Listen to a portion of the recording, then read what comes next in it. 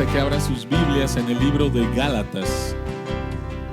El libro de Gálatas, capítulo 5, el último versículo, y capítulo 6 hasta el versículo 10. Gálatas capítulo 5, 26 hasta el capítulo 6, el versículo 10. Este es el penúltimo mensaje en nuestra serie sobre Gálatas, el Evangelio de la Libertad. Y el nombre de este mensaje es mensaje número 14, haciendo el bien. Gálatas capítulo 5, versículo 26 hasta capítulo 6, versículo 10. Esta es la palabra de Dios. No dejemos que la vanidad nos lleve a irritarnos y a envidiarnos unos a otros. Hermanos, si alguien es sorprendido en pecado, ustedes que son espirituales deben restaurarlo con una actitud humilde. Pero cuídese cada uno, porque también puede ser tentado. Ayúdense unos a otros a llevar sus cargas, y así cumplirán la ley de Cristo. Si alguien cree ser algo, cuando en realidad no es nada, se engaña a sí mismo. Cada cual examine su propia conducta. Y si tiene algo de qué presumir, que no se compare con nadie, que cada uno cargue con su propia responsabilidad. El que recibe instrucción en la palabra de Dios, comparta todo lo bueno con quien le enseña. No se engañen. De Dios nadie se burla. Cada uno cosecha lo que siembra. El que siembra para agradar a su naturaleza pecaminosa, de esa misma naturaleza cosechará destrucción. El que siembra para agradar al Espíritu, del Espíritu cosechará vida eterna. No nos cansemos de hacer el bien, porque a su debido tiempo cosecharemos si no nos damos por vencidos. Por lo tanto, siempre que tengamos la oportunidad, hagamos bien a todos, y en especial a los de la familia de la fe. Oremos. Padre que estás en los cielos, estamos a punto de finalizar, Señor, esta serie en el libro de Gálatas, y rogamos nuevamente, abre nuestros ojos para que podamos ver la belleza de tu palabra, de tus mandamientos, de tu carácter, Señor, en esta porción de las Escrituras. Y que tu Espíritu Santo nos pueda guiar a la verdad del Evangelio, la podamos creer y ser transformados. En el nombre de Jesús. Amén. Por favor, consideren estos escenarios. Primer escenario: un adolescente cristiano se acerca delante de Dios y dice: Señor, quiero honrarte en mi vida y quiero honrarte en mi escuela. ¿Cuál es el resultado de esa decisión y de esa consagración que hace este joven? Sus compañeros se burlan de él y sus compañeros lo aíslan. Y este joven entonces de repente empieza a pensar: ¿realmente vale la pena obedecer a Dios? Siguiente escenario: una mamá cristiana quien a través de palabras, a través de hechos, le está criando a sus hijos en el Evangelio.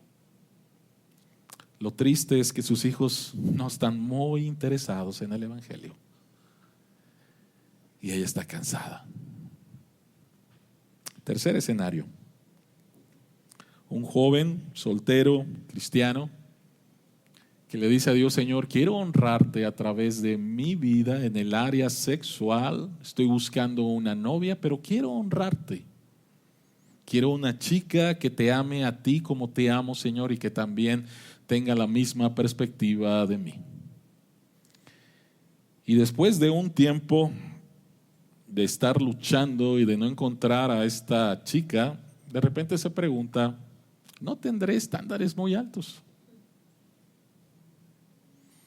Un hombre de negocios cristiano decide honrar a Dios al entender la relación entre fe y trabajo.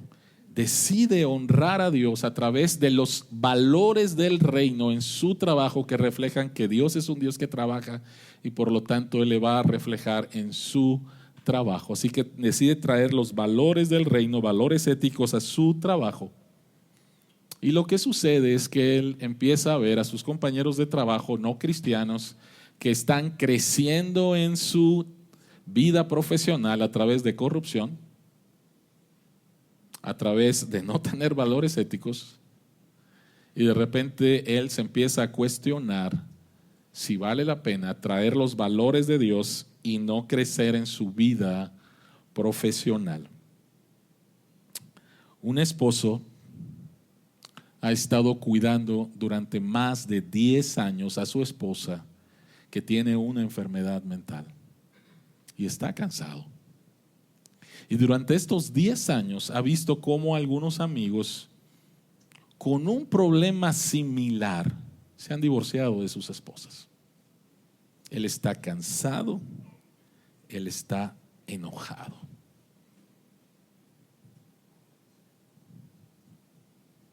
Vean, por favor, lo que dice el versículo 9 de Gálatas capítulo 6. Gálatas capítulo 6, el versículo 9 dice: no nos cansemos de hacer el bien.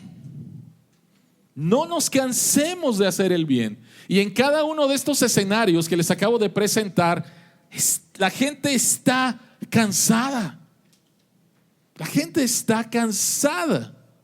Vivimos en un mundo caído. Batallamos todavía con nuestra naturaleza caída. Dios nos llama a hacer el bien. Pero la pregunta que necesitamos contestarnos es: ¿cómo puedes hacer el bien sin cansarte? Pablo dice: no nos cansemos de hacer el bien. Pero la verdad es que muchos de ustedes están cansados el día de hoy.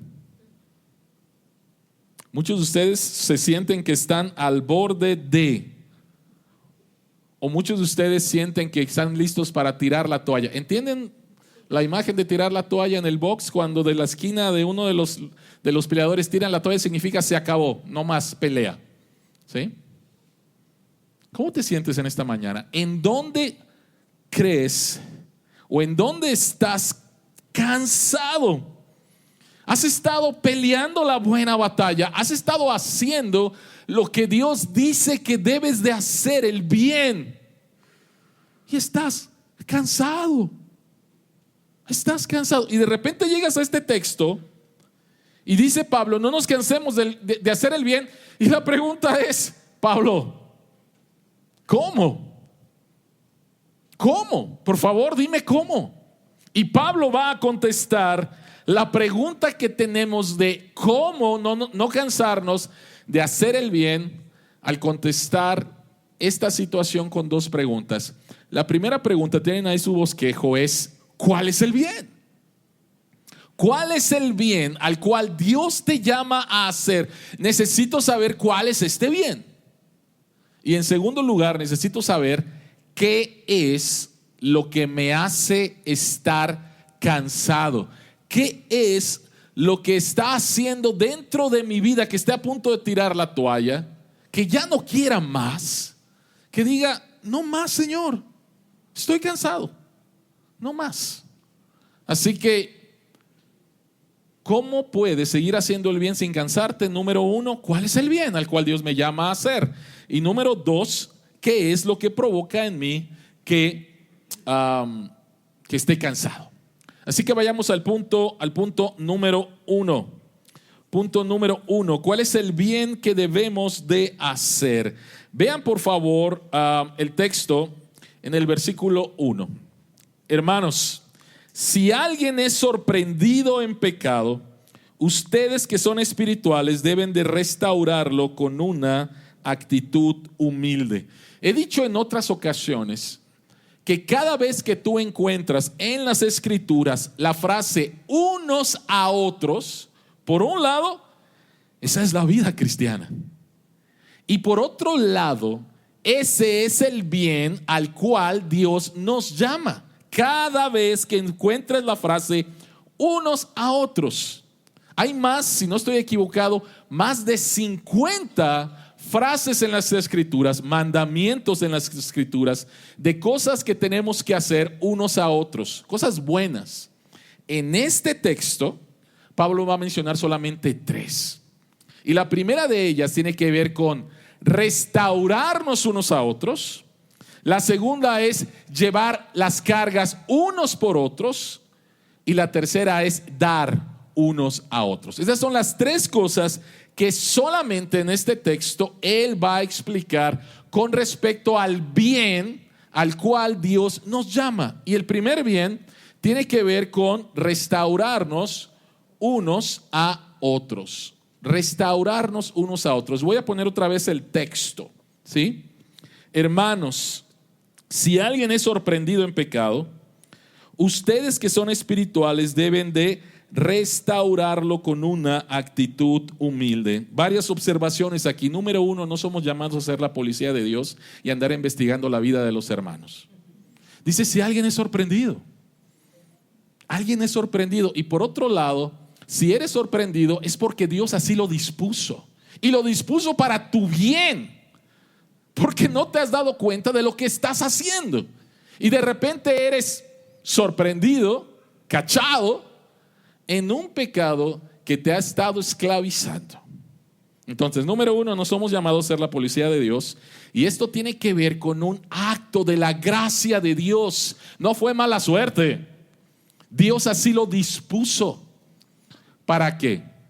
Para que seas restaurado. Ahora, ¿cómo debemos? ¿Qué es lo que debemos de hacer?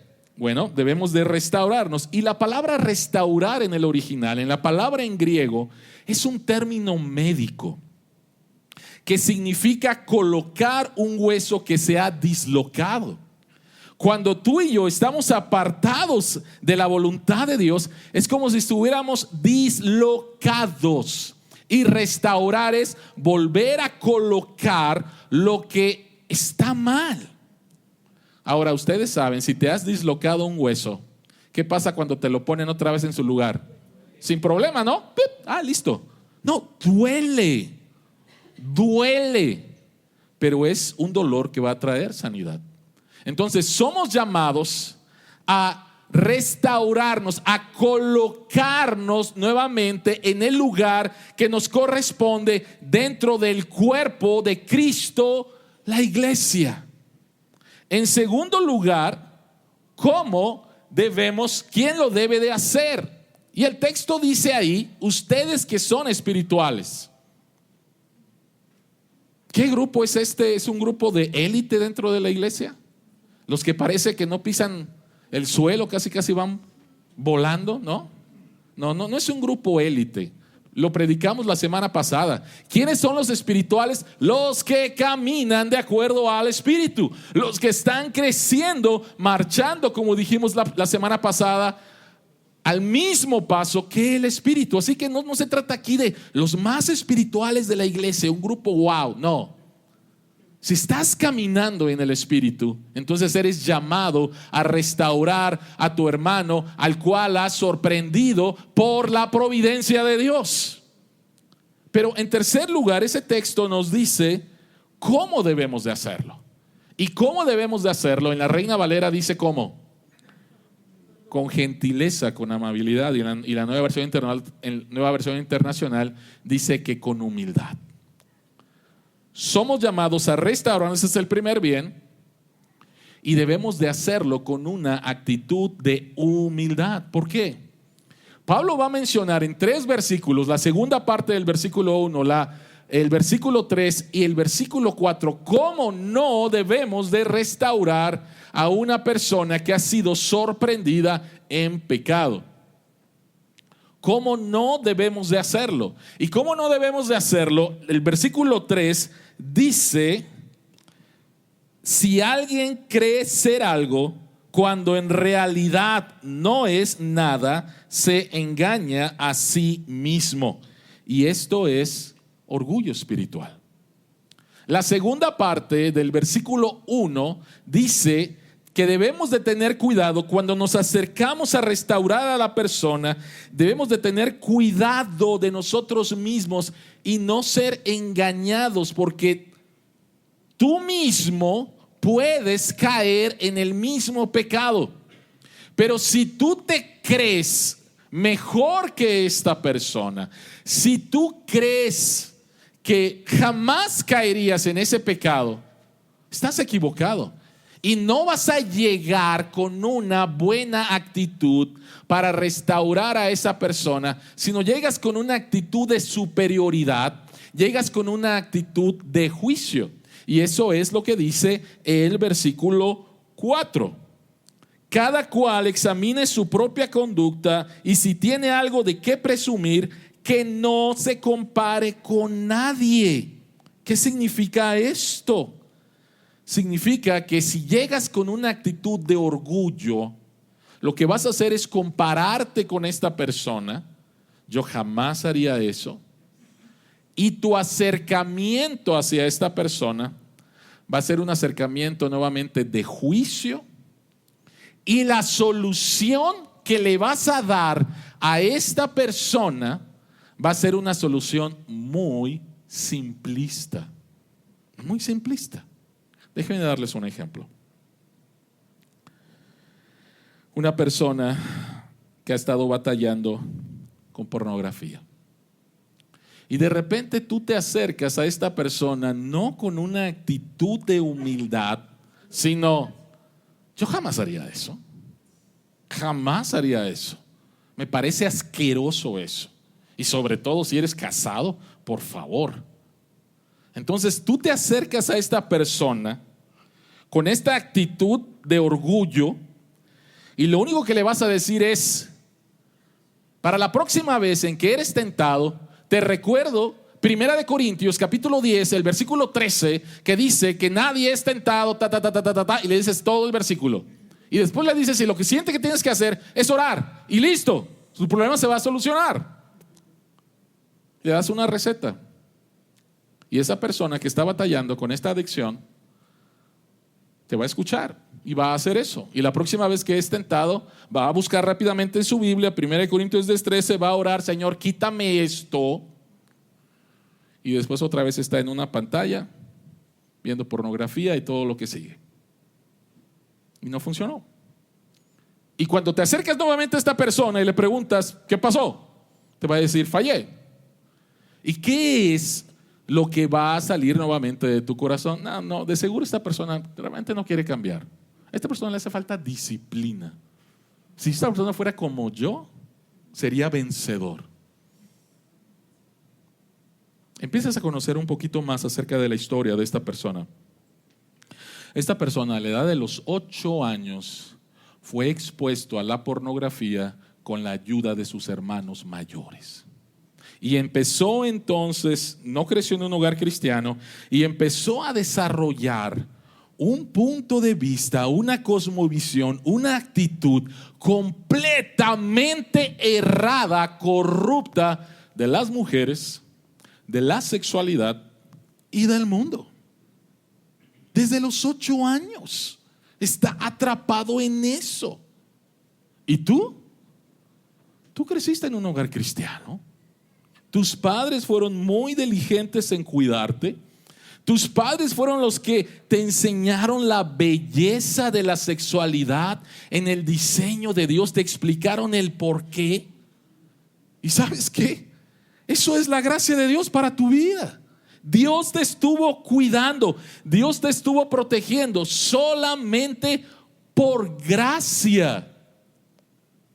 No le pasó esto a esta persona. Esta persona no vivió en tu hogar, no tuvo esa bendición.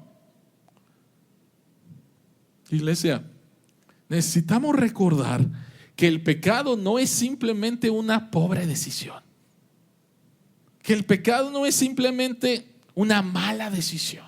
El pecado verdaderamente es una enfermedad.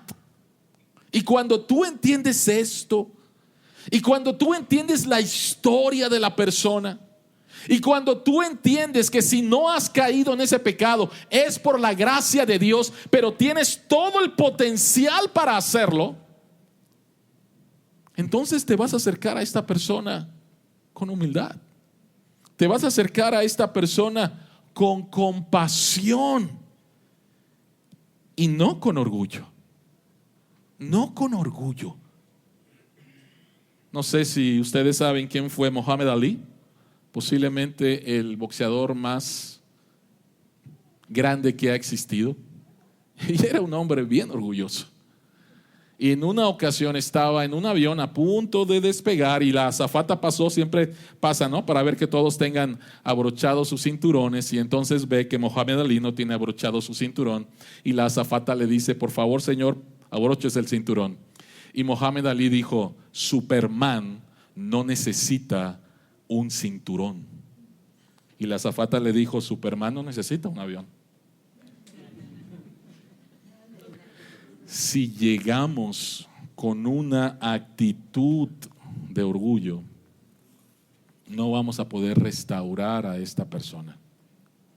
Posiblemente le vamos a hacer todavía aún más mal a esta persona, porque lo vamos a juzgar en sus intentos y fracasos, y lo vamos a condenar más. Si nos acercamos a alguien, necesitamos saber que tengo el potencial en mi corazón para hacer lo que esta persona está haciendo. Y si no lo he hecho es por la pura gracia de Dios, y yo necesito también la ayuda de Dios. Ese es el primer bien al cual somos llamados a hacer. Somos llamados a restaurarnos con una actitud de humildad unos a otros. Hemos sido dislocados por nuestro pecado y Dios nos manda ayuda a que esta persona vuelva a su lugar. Dolor, sí va a haber dolor, pero es un dolor que va a traer sanidad. Número 2, ¿cuál es el otro bien al cual Dios nos llama? Al cual Dios nos llama a hacer. Vean el versículo 2, por favor. El versículo 2 dice: ayúdense unos a otros a llevar sus cargas, y así cumplirán la ley de Cristo. Ayúdense unos a otros a llevar sus cargas. ¿Qué significa llevar cargas? Exactamente lo que significa llevar la carga. Y cada uno de nosotros tiene diferentes cargas. Las cargas menos evidentes son las cargas emocionales. Y cada uno de nosotros trae una historia, un bagaje. Vivimos en un mundo caído. Es imposible pasar por este mundo sin que te dañen. Es imposible pasar por este mundo sin que tú dañes a otro. Y traemos cargas. Y este texto nos dice que debemos de ayudarnos en nuestras cargas. Otra vez, hay diferentes tipos de cargas, pero debemos de ayudarnos unos a otros a llevar nuestras cargas. Y nuevamente, si yo tengo una actitud de que yo soy el súper espiritual, de que yo ya he pasado, casi Dios va a hacer lo mismo que hizo con Enoch, ¿no? O sea, casi, o sea, Dios debe de estar tan contento conmigo que cada día espero que me lleve al cielo, ¿no? Porque he llegado a un nivel en mi vida y entonces de repente veo las cargas de otros y digo: ay, por favor, ¿no? Si tan solo fueras más disciplinado en tu vida, y posiblemente sea razón, necesitas disciplina, pero esa no es la única solución. Pero llegamos con esta actitud: si tan solo fueras más disciplinado en tu vida. O de repente alguien viene y me dice y me presenta su carga y digo: ay, por favor, te estás muriendo en un vaso de agua, ¿no? Por favor, ¿cómo estás luchando con eso? Y mira, otra vez, receta: 1, 2, 3, hazlo y ya, ¿no? No voy a ayudar a esta persona. Imagínate que estás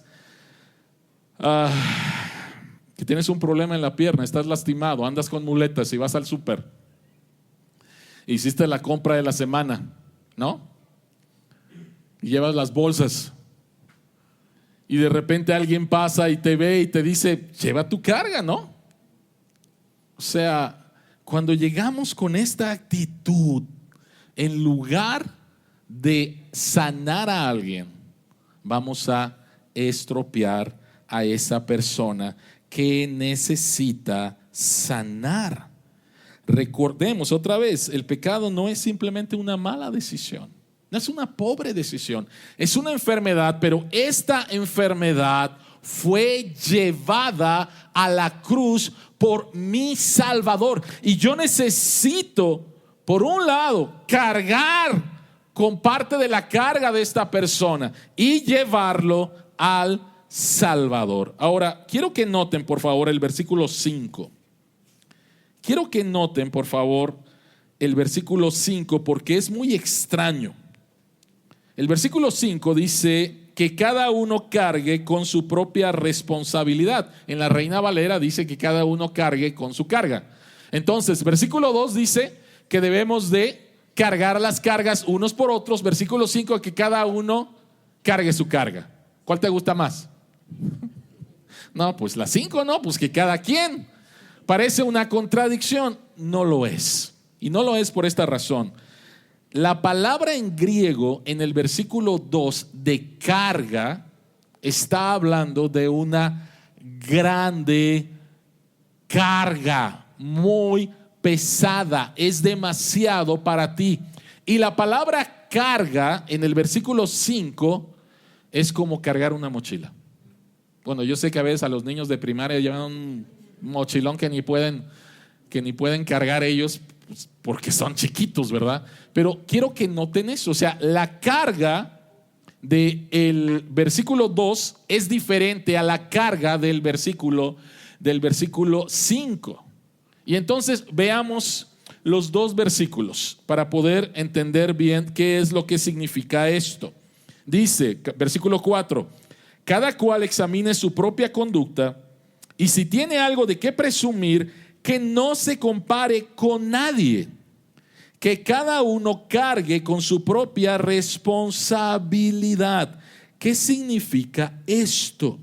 Significa que, por un lado, eres responsable de lo que Dios te ha dado al ayudar en la carga de otra persona. Significa que tú no eres el salvador de esta persona, que ese es uno de los errores. Cuando queremos llevar la carga de otra persona, de repente creemos que es mi responsabilidad restaurar por completo a esta persona. No soy Dios, no soy Jesús. Mi responsabilidad es cargarla, mi responsabilidad, como dijimos, es restaurarla, pero quien restaura es Cristo. Yo no restauro a nadie. Yo simplemente soy un instrumento en las manos del Señor, que debo de cuidar mi propio corazón al acercarme a esta persona y pedirle a Dios, ayúdame para no caer en esto, porque tengo todo el potencial para hacerlo y debo de saber cuáles son mis limitaciones, los dones que Dios me ha dado para ayudar a esta persona. Y entonces esto nos lleva a lo siguiente, nos lleva a que para restaurar a una persona, para llevar las cargas de una persona, esto es un proyecto de comunidad. Es un proyecto de comunidad. Por eso es que Pablo dice en el versículo, ustedes que son espirituales. No dice el pastor, que es el único espiritual en la iglesia. ¿Sí sabían eso o no? No, pues no deben de saberlo porque no es cierto. ¿Sí? Ustedes que son espirituales, restauren. Ustedes que son espirituales, carguen las cargas. ¿Sí? ¿Por qué? Porque nadie tiene todos los dones del Espíritu Santo. Y por lo tanto, para restaurar, para llevar las cargas, se necesita la iglesia. Se necesita la iglesia. El día de ayer yo estaba hablando con una persona y le decía, ¿por qué no has hablado con la iglesia? ¿Por qué estás ahí tú solito batallando con esto que me estás compartiendo? Estás fallando. Mira la iglesia, cómo te puede ayudar. Por favor, la iglesia es llamada para ayudarte en esta situación que estás viviendo. Entonces, ¿cuál es el bien al cual Dios nos llama a hacer? Número 1, restaurarnos unos a otros. Número 2, llevar las cargas unos de otros en esta actitud de humildad. Pero número 3, tiene que ver con compartir unos con otros. Compartir unos con otros. Dice, el que recibe instrucción en la palabra de Dios, comparta todo lo bueno con quien la enseña. ¿Qué significa? Bueno, este pasaje, yo estoy compartiendo con ustedes la palabra de Dios en estos momentos y dice que ustedes deben de compartir todo lo bueno con quien la enseña. Este pasaje es paralelo a 1 Corintios capítulo 9, el versículo 14, que dice, así también el Señor ha ordenado que quienes predican el evangelio vivan de este ministerio. Ahora, Pablo está hablando de manera general que una de las cosas que somos llamados a hacer es a dar, para que el ministerio de la palabra de Dios, que es lo que puede sanar a una persona, restaurar a una persona, llevar la carga de una persona, pueda seguir floreciendo. El ministerio de la palabra de Dios. Y en los siguientes versículos, él va a utilizar la metáfora de sembrar y cosechar. Y necesitamos entonces recordar la parábola del sembrador de Jesús. Y él dijo que la semilla es ¿qué? Es la palabra. Y en estos 4 suelos solamente hubo un suelo que estaba preparado para recibir la palabra de Dios y que dio una grande cosecha. Entonces, una de las cosas a las cuales somos llamados a hacer y no debemos de cansarnos es a seguir apoyando el ministerio de la palabra de Dios aquí y allá afuera. La necesidad es enorme. La necesidad sigue siendo enorme. Jesucristo dijo a sus discípulos, vean la mies ya está lista y oren para que Dios envíe ¿qué? Obreros a sus mies. Pero esos obreros necesitan ser sostenidos. ¿Y cómo son sostenidos? Cuando compartimos de lo que Dios nos ha dado para que su palabra siga siendo predicada, extendida dentro y fuera de la iglesia. Ahora, es muy interesante que después de este versículo, donde habla acerca de compartir lo bueno con quien le enseña, inmediatamente encontramos el versículo 7, donde dice, no se engañen, de Dios nadie se burla. Y después dice, en el versículo 7, cada uno cosecha lo que siembra. Cada uno cosecha lo que siembra. ¿Cuál es la mentira de la cual está hablando aquí el apóstol Pablo? ¿Cuál es la mentira? No se engañen, dice. Y la mentira es que puedo hacer lo que yo quiera y no rendir cuentas por ello. La mentira de puedo hacer lo que quiera hoy y que no impactará mi futuro. La mentira de que puedo hacer lo que quiera hoy y no habrá consecuencias en el futuro. ¿Han visto este comercial de Profuturo? ¿No? Donde se aparece el yo del futuro. Pero se aparece el yo del futuro para hacer algo bueno, ¿no? Por ahí el otro día estaba escuchando a alguien que decía, de repente cuando gasto más le digo a mi yo del futuro, aguántame, ¿no?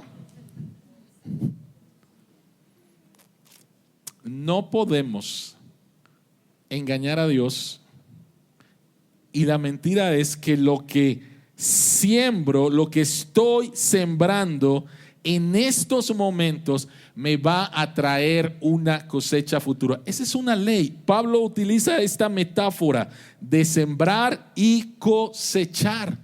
Y eso es lo que siembras cosechas, y cosechas lo que siembras. Si yo siembro papas, no van a salir tomates. Si yo siembro tomates, no van a salir lechugas. Lo que siembro, voy a cosechar. Y vean por favor lo que entonces dice Pablo en el versículo 8. El que siembra para agradar a su naturaleza pecaminosa, en la Reina Valera, la carne, y ya explicamos qué significa eso, de esa misma naturaleza cosechará destrucción. Si estás sembrando para tu naturaleza pecaminosa, vas a cosechar destrucción. ¿Qué significa esto? Gálatas capítulo 5, versículos 19 hasta el versículo 21, lo hablamos la semana pasada y vimos las obras de la carne y las vimos en 3 categorías, una que tiene que ver con el área sexual, una que tiene que ver con Dios y otra que tiene que ver con mis relaciones con mi prójimo. Entonces vamos a pensar que estás abusando en el área sexual y que piensas que si tienes relaciones sexuales antes del matrimonio o fuera del matrimonio, no pasa nada. Es un engaño. Es un engaño, es un engaño, es un engaño. Si tienes relaciones sexuales fuera del matrimonio o antes del matrimonio, ¿qué es lo primero que vas a recibir? Lo primero que vas a recibir es una gratificación. Te vas a sentir bien. Te vas a sentir bien. Lo que no sabes es que estás sembrando semillas, poniendo semillas para que en tu futura relación no haya una verdadera intimidad con tu futuro esposo o esposa. Eso es exactamente lo que estás haciendo. Y posiblemente estás haciendo muchísimas otras cosas que no te das cuenta de cómo va a afectar a tu cuerpo y a tu mente en tu trato con un hombre o con una mujer. Y la Escritura dice, no te engañes. Si tienes relaciones sexuales antes del matrimonio o fuera del matrimonio, estás sembrando para tu naturaleza pecaminosa y de tu naturaleza pecaminosa vas a cosechar destrucción. ¿A qué me refiero? Entre muchas cosas, posiblemente, y puedo hablar ya hemos hablado de cuestiones físicas y mentales, pero posiblemente lo más importante es que no vas a tener una verdadera intimidad con quien es tu esposo o va a ser tu esposo, con quien es tu esposa o va a ser tu esposo. ¿Qué pasa si empiezo a sembrar para la naturaleza pecaminosa en el área de mis relaciones con otros? ¿A qué me refiero? Empiezo a chismear con respecto a una persona. Empiezo a levantar falsos testimonios con respecto a una persona. ¿Qué es lo que estoy sembrando? Lo único que estoy sembrando es lo que dice ahí en Gálatas 5. Estoy sembrando discordia, estoy sembrando celos, estoy sembrando envidia, lo cual va a traer destrucción en mi relación con esa persona y en la relación de esa persona con otras personas. Al final es lo único que pasa. Pero debemos de recordar que lo contrario es también cierto. Y el que siembra para el Espíritu, del Espíritu dice, cosechará vida eterna. Déjenme leerles rápidamente lo que John Stott dice con respecto a eso. Cada vez que permitimos que nuestra mente guarde rencor, alimente un agravio, abrigue una fantasía impura o se revuelque en la autocompasión, estamos sembrando para la carne. Cada vez que nos quedamos en malas compañías cuya influencia insidiosa sabemos que no podemos resistir, cada vez que nos acostamos en la cama cuando deberíamos de estar levantados y orando, cada vez que leemos y vemos pornografía, cada vez que asumimos un riesgo que pone a prueba nuestra autoconfianza, control, estamos sembrando para la carne. Algunos cristianos aparentemente siembran para la carne todos los días y se preguntan por qué no cosechan santidad o utilidad en sus vidas. Permítame hacerlo simple. La santidad es una cosecha. La santidad es una cosecha que siembra para el espíritu, no para la carne. En el caso del creyente, esta corrupción es simplemente la corrupción de su experiencia cristiana, la pérdida de la paz, la pérdida de la alegría, la pérdida de la adoración, del servicio y de la utilidad. ¿Qué significa sembrar para el espíritu? De manera general significa vivir para el placer de Dios y no para tu propio placer. Y déjame decirte algo. Si inmediatamente viene a tu mente vivir para el placer de Dios, debe de ser súper aburrido, tonto. Es una mentira. Fuiste creado para Él. Fuiste creado para Él. ¿Cuál es el fin principal del hombre? El fin principal del hombre es glorificar a Dios. ¿Y qué? Y gozarse en Él para siempre. Si no has encontrado gozo y deleite en Dios, posiblemente no entiendes el cristianismo. Posiblemente estás como estos falsos maestros creyendo y enseñando que la vida cristiana se trata de hacer y de hacer y de hacer y Dios, por favor, ya no puedo. ¿Sabes qué? Ya basta. ¿Sí?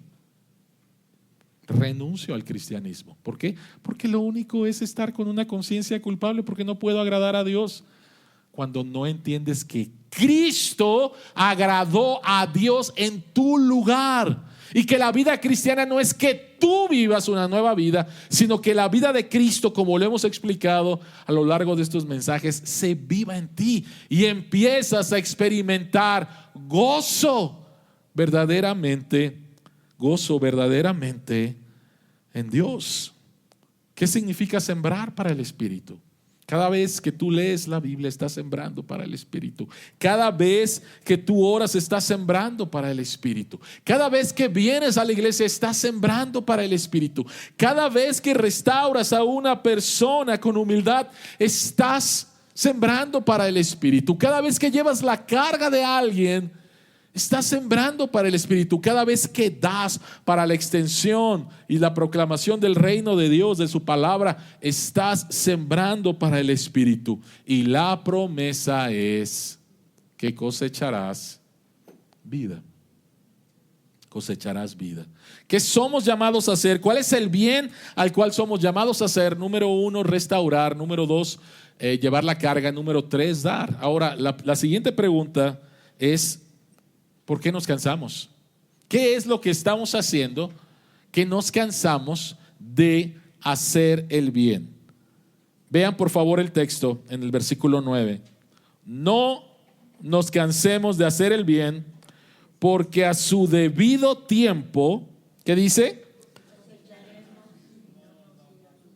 Si no nos damos por vencidos. Entonces, ¿cuál es el problema? Vean por favor otra vez la frase que está subrayada. ¿Qué hace que nos cansemos de hacer el bien? ¿Qué es lo que hace que nos cansemos de hacer el bien? La gratificación instantánea. Queremos que sea así. Vivimos en un mundo que se mueve a través de la gratificación instantánea. Todo lo queremos rápido y todo lo queremos que nos dé inmediatamente placer. Y tenemos un aparatito que se llama el celular, que eso es inmediato. Puedo tener todo a mi alcance de manera inmediata. Y así estoy creciendo, así me están programando y esto es lo que quiero. Y cuando llego a restaurar a una persona y veo que, pues ya le dije los versículos y no ha cambiado. Y estoy llevando la carga de otra persona y de repente esta persona cae y me deja con su carga. No, pues sopas, ¿no? Otra vez se la aviento. O sea, lo que nos hace cansarnos de hacer el bien es esta actitud de gratificación instantánea. Es esta actitud de llegar en mi relación con Dios, en mi relación con otros, con una actitud de consumidor. Y como consumidor, yo quiero que me atiendan lo más rápido y me den la solución lo más rápido. Y cuando no sucede, me voy a cansar. Y entonces me voy para otro lado. Esta es la actitud que tenemos y te vas a cansar si continúas con esta actitud. Pero ve nuevamente lo que dice el texto. O sea, cuando Pablo utiliza la metáfora de sembrar y cosechar, hay un tiempo. Hay un tiempo. No es inmediatamente. No siembras una semilla de limón, le echas agua y al otro día te aparece un árbol. Va a tomar tiempo. Y debo de entender esto cuando Dios me llama a hacer el bien unos a otros. Dios mismo está trabajando en mí y le va a costar tiempo. ¿Por qué yo no tengo la misma actitud de Dios con respecto al trato con otras personas? Vean por favor lo que dice Santiago 5:7. Santiago 5:7 dice: por tanto, hermanos, tengan paciencia hasta la venida del Señor. Miren cómo espera el agricultor a que la tierra dé su precioso fruto y con qué paciencia aguarda las temporadas de lluvias. Nos impacientamos porque queremos cosechar inmediatamente. William Carey, un inglés zapatero llamado el padre de las misiones modernas, sintió el llamado de Dios para ir a la India. Y cuando él compartió esto, sus líderes en la iglesia le dijeron: cuando Dios quiera alcanzar a los indios, Dios los va a alcanzar sin su ayuda, no sea orgulloso. Perdido el hombre que le dijo eso, ¿no? William Carey siguió persistiendo hasta que fue aprobado por su iglesia para salir en misión. Y llegó a la India en 1793. 7 años estuvo trabajando ahí y no tuvo ningún convertido. Ningún convertido. Durante 7 años, haciendo todo lo que te puedas imaginar, adaptándose a la cultura, aprendiendo la lengua, amando a estas personas, sirviendo a estas personas. Y 7 años, ningún convertido. Escribió una carta a su familia hablándoles de que estaba bien cansado físicamente, emocionalmente, porque al parecer no había ningún fruto. Empezó a dudar de su llamado, de sí mismo. Pero al final escribió esto en su carta. Dijo: todavía espero en Dios y continuaré adelante en sus fuerzas. Y en el año de 1800, William Carey bautizó su primer convertido. 7 años después. 7 años después cosechó lo que durante 7 años estuvo sembrando. Y déjenme decirles algo acerca de la obra de William Carey. Una de muchas cosas, a través de su ministerio y el de muchos otros misioneros, lo que pasó en la India es que se abolió una ley, una costumbre de quemar a las viudas junto con el esposo muerto. ¿Se murió el esposo? Pues tú también te mueres. Algo bien visto, algo aceptado, algo que era una tradición. Y a través del ministerio de hombres y mujeres, ahí, dando, luchando, enseñando, sembrando, quitaron eso. 7 años. Déjenme contarles rápidamente acerca de otro hombre. Su nombre es Lucas Short. A la edad de 103 años, ¿ok? A la edad de 103 años, él recordó un sermón que había escuchado 85 años antes de uno de los más grandes predicadores puritanos en los Estados Unidos, antes de que Estados Unidos se convirtiera en Estados Unidos. El nombre de este puritano es John Flavel, mitad del siglo XVIII.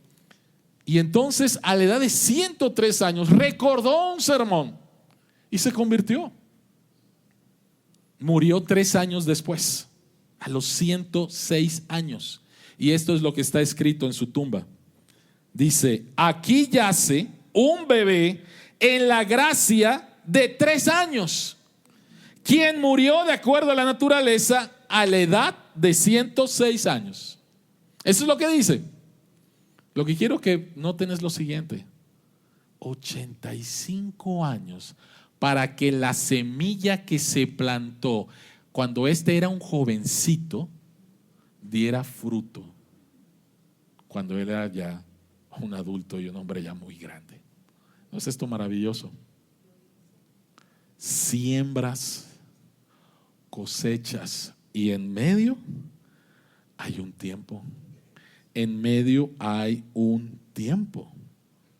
Te pregunto, ¿estás cansado de tratar de restaurar a alguien? Es que a mí me dijeron que los hombres cambiaban después de que se casaban. Quien te lo dijo no está casado.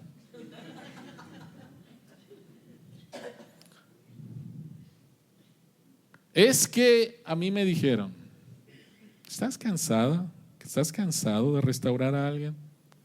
¿Estás cansado de llevar la carga de alguien? Es difícil ver cuando nuestros hijos no andan caminando con el Señor. ¿Estás cansado? ¿Estás cansada? ¿Estás cansado de dar de tu tiempo, de tu dinero para la obra de Dios? ¿Estás cansado porque no ves cosecha todavía?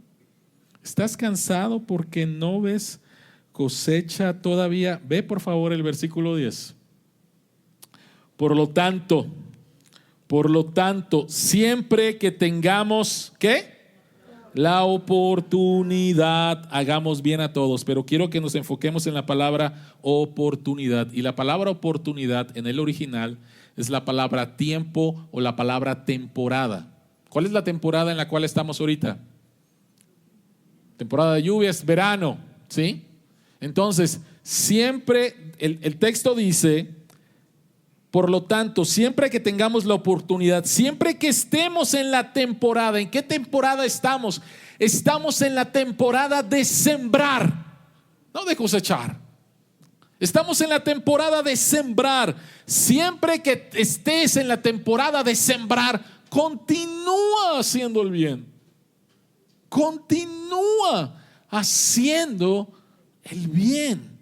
Ahora, muchos de nosotros estamos sembrando, y estamos sembrando como lo que dice el Salmo 126, versículo 5. ¿Estamos sembrando qué? Con lágrimas. Estamos sembrando con lágrimas. Estamos sembrando con lágrimas. Pero ¿sabes qué? Va a llegar la cosecha. ¿Cuándo va a llegar la cosecha? La cosecha va a llegar cuando nuestro Señor Jesucristo venga por segunda vez. Algunos de nosotros, Dios nos va a dar la gracia de ver algunas cosas, pero la más grande cosecha va a venir cuando Él venga. Vean por favor lo que Jesucristo dijo en Juan 12:24. Jesucristo dijo que si el grano de trigo no cae en la tierra y muere, se queda solo, pero si muere, produce mucho fruto. Jesucristo fue a la cruz como nuestro sustituto. Jesucristo cargó con nuestros pecados. Jesucristo fue sepultado y estuvo ahí 3 días como una semilla echada en la tierra, como un grano de trigo. Y Jesucristo dice que si ese grano de trigo no muere, no puede dar fruto. Jesucristo murió, fue sepultado, fue enterrado, por decirlo de esa manera, pero al tercer día resucitó como la primicia de la más grande cosecha en el mundo. ¿Y qué es la cosecha? De hombres, mujeres, niños y niñas, jóvenes, viejos, transformados por Dios. Transformados completamente por Dios. Jesucristo es quien nos restaura nuevamente a la familia de Dios. Jesucristo es quien cargó nuestros pecados en la cruz. Jesucristo es quien, siendo rico, se hizo pobre para que nosotros fuéramos enriquecidos a través de su vida. Yo no puedo hacerlo. Yo me canso. Pero cuando entonces tengo la perspectiva de lo que Jesucristo hizo por mí y sé que tengo el Espíritu Santo, entonces soy empoderado para continuar haciendo el bien para la gloria de Dios y para el beneficio de los que están a mi alrededor. Oremos, iglesia. Señor que estás en los cielos, gracias que tú no tiraste la toalla por nosotros. Y gracias que te diste por nosotros. Gracias, Señor, que nos has dado tu Espíritu Santo para encontrar en Él la fuerza que necesitamos para no cansarnos y que sigamos haciendo el bien. Padre, fortalécenos, úsanos para restaurar, llevar las cargas y dar a otros para tu gloria y para bendecirlos. En Jesucristo. Amén.